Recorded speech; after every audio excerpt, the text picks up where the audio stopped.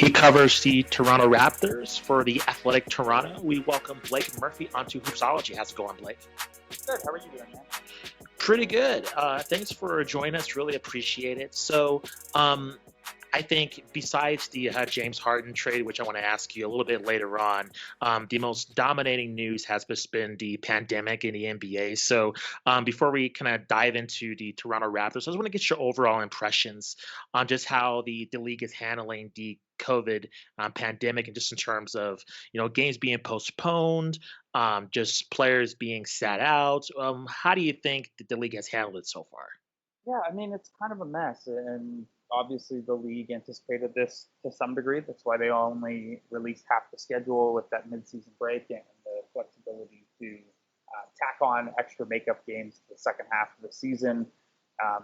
There have been not even just reports. Fred VanVleet said this as much the other day that there's also the league expected January to be the worst of it because vaccines aren't available yet, and the post-holiday kind of boom of cases around the country. But it's not great. Anytime you have to check the schedule listing every day to see if the games you were looking forward to are actually being played, and every time, part of your job as a reporter becomes wondering if a player is going to get this deadly virus that yes hasn't gotten to the level of hospitalizing a player yet, but we really don't know a lot about still. It changes the energy of the season, and then I think beyond just that, the quality of basketball has not been particularly strong compared to say the bubble, where the pool was shorter, smaller, and you had some really great basketball and a really good playoff season. That has not been there early on with spike in blowouts and things like that. So it's unsettling for a lot of reasons. Most of them moral, also optically. But this is what we're in, and the league has shown that they're not going to slow down. They're going to keep pushing through. So as we go through it, I guess you just you hope that the rising number of cases, not just in the United States and Canada, but also among the NBA player base, can get under control, because 16 in a week, or 16 new ones in a week, and the number of cancellations that have happened, it's not really the most fun time to be following the NBA news cycle, blockbuster trades aside. For sure. To that point, I wanted to ask you, just in covering the league, do you find less enjoyment this season compared to seasons past? Can you kind of walk our listeners through just covering the NBA as a whole in terms of like doing interviews via Zoom call? And I believe you went down to Tampa and covered the team for a little bit. Can you just kind of go over just kind of your experience this season, and particularly just covering the Raptors? Yeah, it's weird. Tampa Bay was what it was. I was there for about 2 weeks, and other than going to a preseason game and a regular season game and checking out the Raptors' new facility and stuff, it was mostly just staying in the hotel room. Both because Florida has a lot of cases, and also out of respect for the players or staff, that I would be, not that I got close to anyone based on the current protocols, but you want to be as safe as possible for everyone. So that element was weird. In terms of enjoyment, I'm very, very fortunate that, first of all, that through all of this, I've remained employed. So I absolutely don't want to, complain about the way that this whole situation has shifted my job. I just think, there is an emotional layer of, it's tiring to constantly be talking about, the risks the league is taking, and the unsafe setup that it might be unsafe at times for players, or the big thing, especially covering the Raptors, where they're all displaced for the season, is the mental health toll that this is probably all taking. So, obviously, I still love my job and I still love basketball very much, but it is, there is some emotional dissonance there with not loving the situation that the players and teams are in, while also, appreciating that I have a job still and have a team to cover. For sure. To that point, also, I wanted to ask you in terms of the Raptors playing in Tampa, just because the other teams in the league have the luxury of playing in their home arenas. There's a little bit of normalcy there, considering the times that we're in. But Toronto's totally put out of place, and I wanted to ask you, what is their mental mind frame? Just forgetting what's going on the court, just as people, just in terms of not playing in Toronto, the fans of the Raptors, there probably wouldn't be any fans allowed in the arena anyway. But this their team playing in just a in another country. How do you think this is taking a toll on the Raptors organization as a whole? That this not playing in their home arena this season? Yeah, I don't know how much of it is the arena necessarily. Like, obviously, there was that awkwardness of fans kind of being neutral and cheering for plays and cheering for players rather than the Raptors.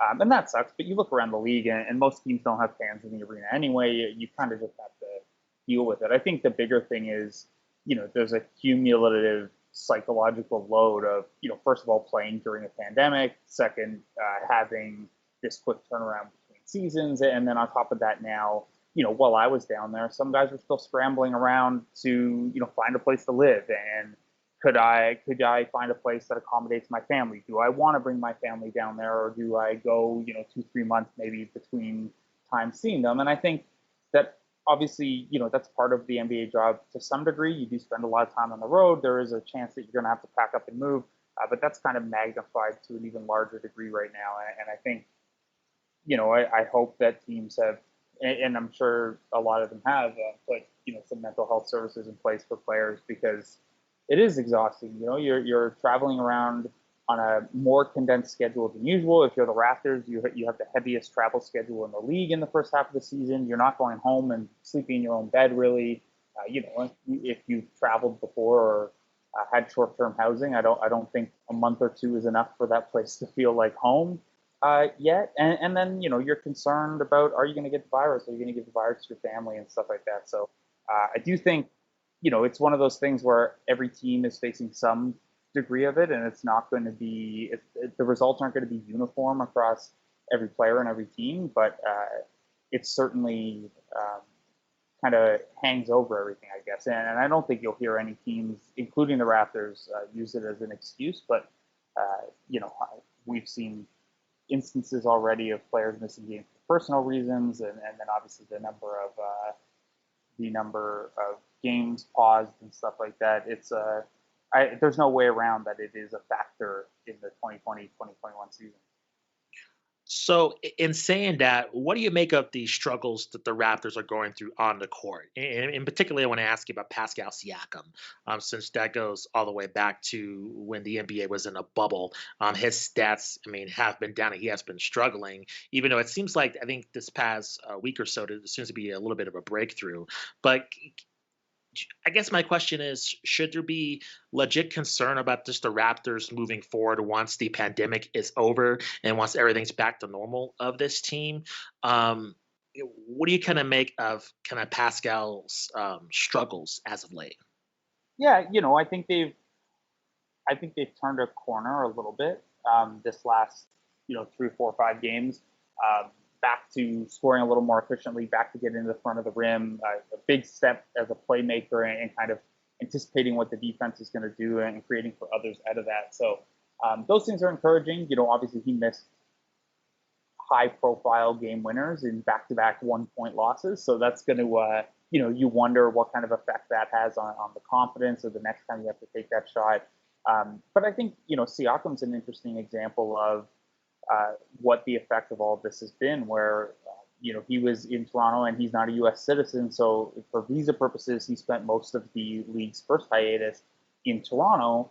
And the restrictions were a little tougher, and he came under some criticism because he said that he hadn't played in a while and he didn't skirt the rules and go out and try and get in gyms and stuff like that. And then I think there's a mental element of it too. And if you've ever struggled in your work or with anything really, how those things can kind of snowball. And I think by the time the Celtics series rolled around, he was clearly carrying some weight on his shoulders, and I think had lost some of the confidence in his drive and finish game.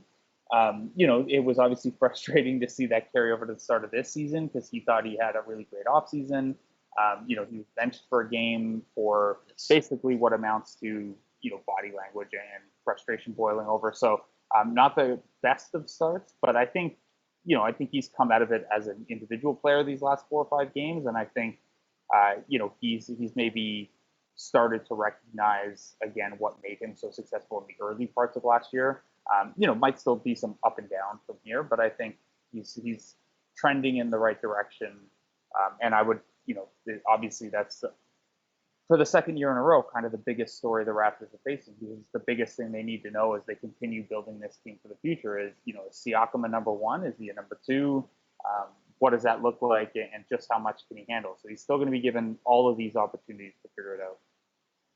So, in terms of the Raptors fans and I guess the organization as well, how seriously should they take this season in terms of making roster moves? Should it just be kind of a pass given to this season to some extent? Because considering all the insane circumstances that this team has to go through, I mean, NBA fans can be pretty harsh on social media, and all they see is just the team struggling. But as you outlined earlier, this team is going through a lot ever since last year.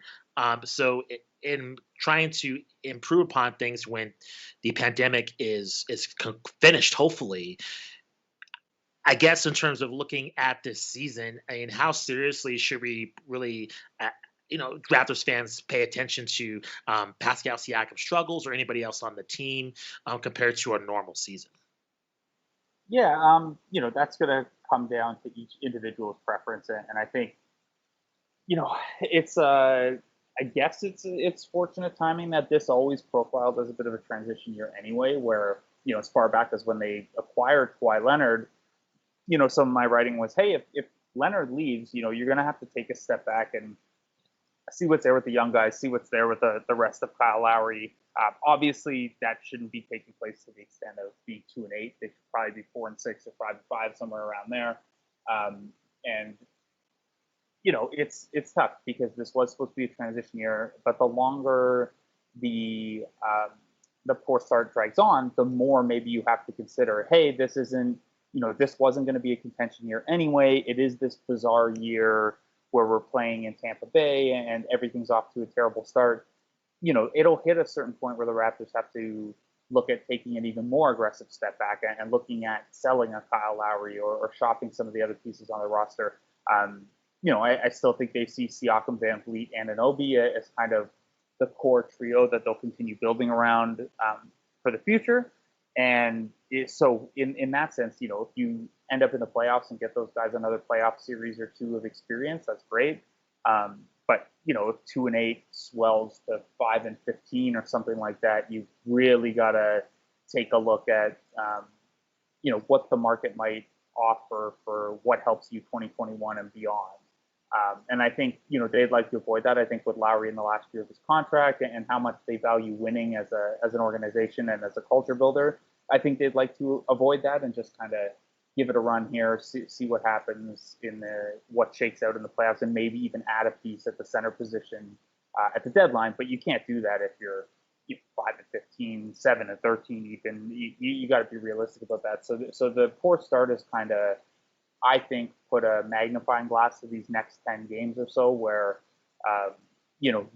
they're comfortable with this transition year where they're an okay playoff team that don't make a ton of noise.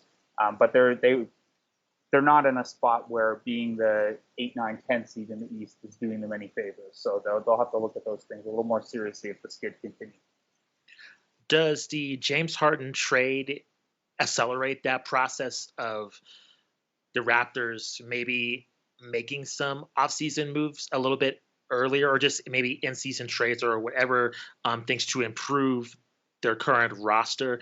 Does the James Harden trade have any effects regarding how the Raptors are going to proceed, or is that kind of separate in terms of the trajectory of where Toronto wants to go? No, I think the bigger factor is probably just that they started so poorly, and that if they thought they were one piece away, it's maybe been highlighted that they're more than one piece away. And who knows? Maybe they turn around and they go on this gangbusters run, and they're back in kind of the 3, 4, 5 mix in the East.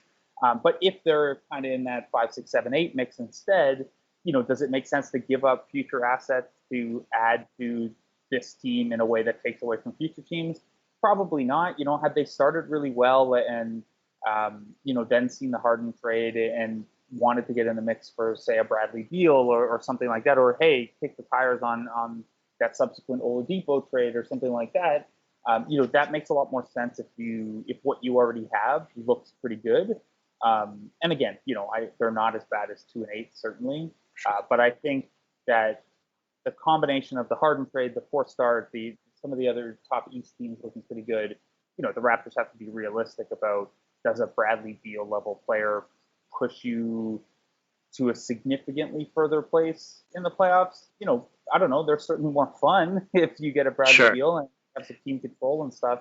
And I think that's probably the biggest thing is, Giannis signed his extension and the Raptors have been cleared in space for 2021. I think the bigger thing is, maybe now you're more willing to look at trades that take on 2021 salary. You just have to kind of take a holistic approach to, how do you make sure that your next era, I guess, or next competitive window is maximized. And that might mean jumping early on a Beal type. That might mean keeping the cap space clear. That might mean dealing Lowry for future assets. It's a tough spot. It's obviously the toughest spot is being irredeemably bad, and the best spot is being kind of indestructibly good. And the hardest spot is probably not knowing which way to kind of lean. Like that in between, I don't like the term treadmill team or whatever, because the Raptors were considered that, and that kept them in a position to land a Kawhi Leonard and push for a title. But trying to decide whether you're a buyer or a seller when you're kind of in the middle of the pack is a tough spot to be in. And that's where, again, I think these next 10, 15 games are huge for the Raptors. Just not even the win-loss record, just to figure out which way you're going with this thing. And one last question. In terms of the overall league, Adam Silver took some heat a couple of days ago, just regarding, on Twitter at least, just regarding the pandemic as a whole. He has a pretty great reputation overall in the world of sports. And I just want to ask you, you covered this league and the Raptors pretty closely.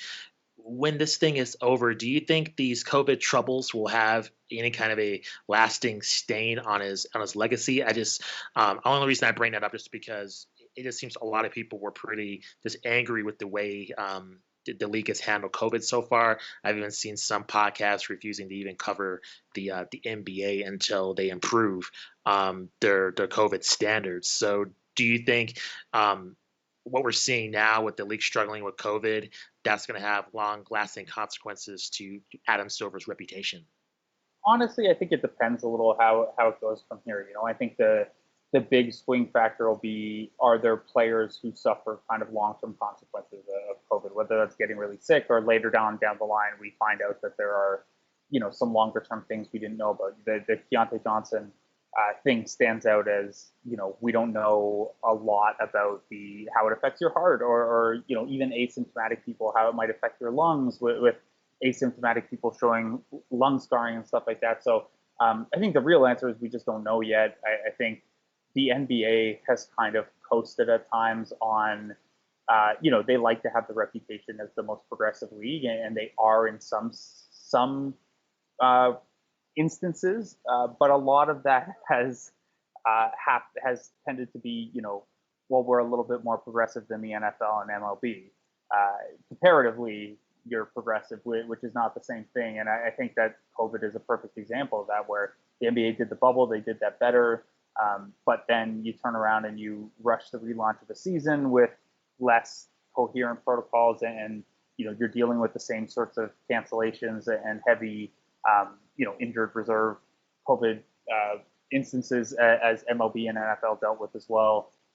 So I don't know. It's obviously hard to contextualize how we're going to look back at how sports handled a completely novel pandemic, but I certainly do think the last year has been a reminder that while the NBA is maybe more progressive than some leagues, it is very much still a business, and that dollar is going to dictate a lot of their moves. And then, they'll make their decisions based on money and kind of the capitalist structure of pro sports, and then they'll massage the optics as best they can from there.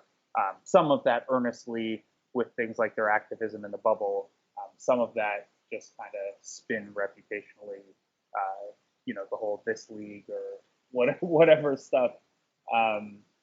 So I'm being wishy-washy here a little bit, but I don't think that the last year has been the best look for the league, for sure.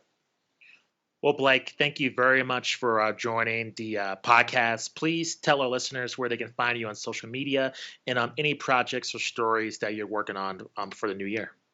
Yeah, you can find me at Blake Murphy ODC on Twitter. I post most of my stuff there, writing over at theathletic.com.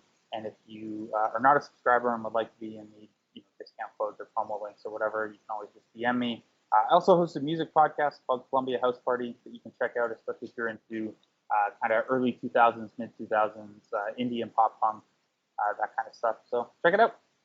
Cool. Awesome. Thanks, Blake, for taking time out of your busy Thursday to join Hoopsology. Really appreciate it. Yeah, no problem. Thanks for having me on.